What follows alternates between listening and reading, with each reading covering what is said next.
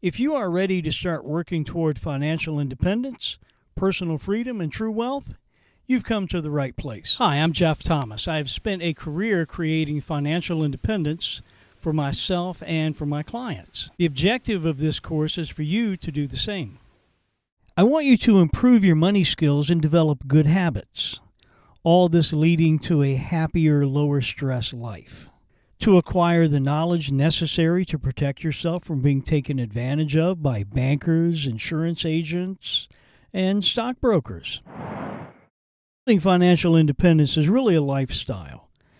I am here to teach you what school and your parents did not. We are trained to be useful tools in commerce, but at some point we can change that and take control of our financial futures. Most billionaires had a good head start. John Templeton didn't. He started with zero. He understood that you had to make your money work for you. Templeton pioneered global investing. He was a value investor, a disciple of Benjamin Graham. I learned the investment business in part from John Templeton. When Templeton died, he had a net worth of about $80 billion, and he had already given away millions to charity. Earlier in this course, we talked about the importance of goals.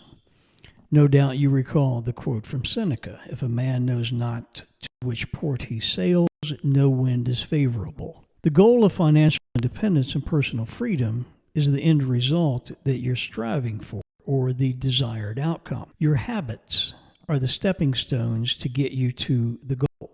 A quote from the famous Greek philosopher Zeno seems to fit well here. Well-being is achieved by small steps, but it is truly no small thing. In this section, we're going to work on habits. Habits to get you to your goal. To build good habits, you must first create an identity of the kind of person that practices the habits that you hope to adopt. When you begin to believe that you are that kind of person who builds financial independence, then it will happen. Initially, though, you have to tell yourself that you are that kind of person until you convince yourself that you are. Habits, good practices, cause you to believe that you are that kind of person. As a result, you become that kind of person.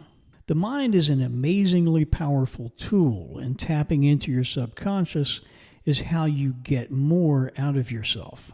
Consider Henry Ford's quote, "If you think you can or if you think you can't, you're right." At first, it is a challenge. Then you start consistently sticking to habits, and then eventually it becomes part of who you are. Even when you think you failed, just keep trying.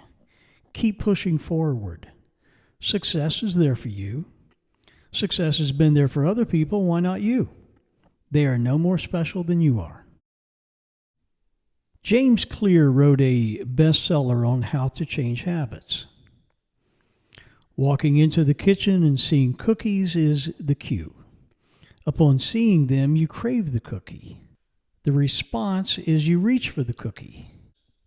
It starts with your desire to improve. A helpful tool to aid in developing good habits is autosuggestion. French psychologist Émile Coué taught to repeat this simple phrase to yourself: "Every day, in every way, I am getting better and better." This helped his students get better and better. Phrases like this, or any auto-suggestion phrase, $100 per month to invest.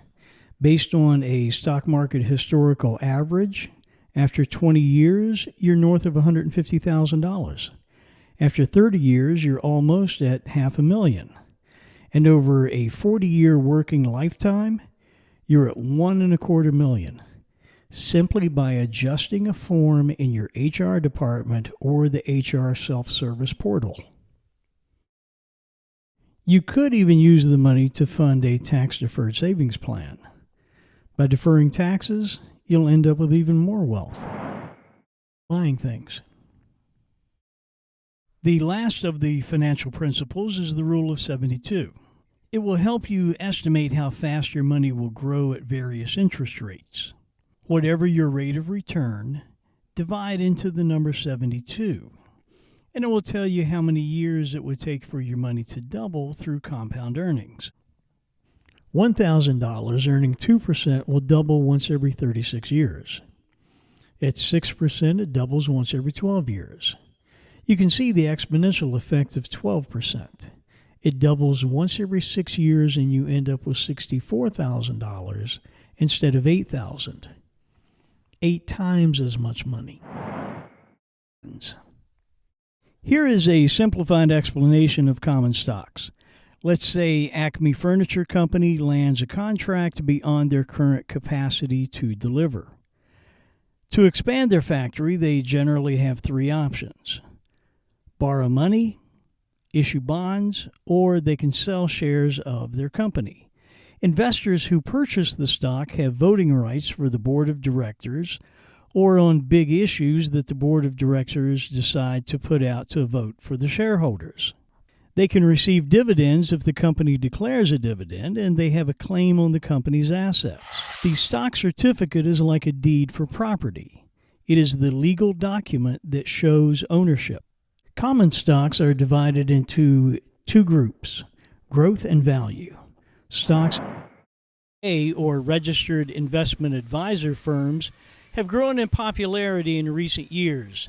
They differ substantially from broker-dealers.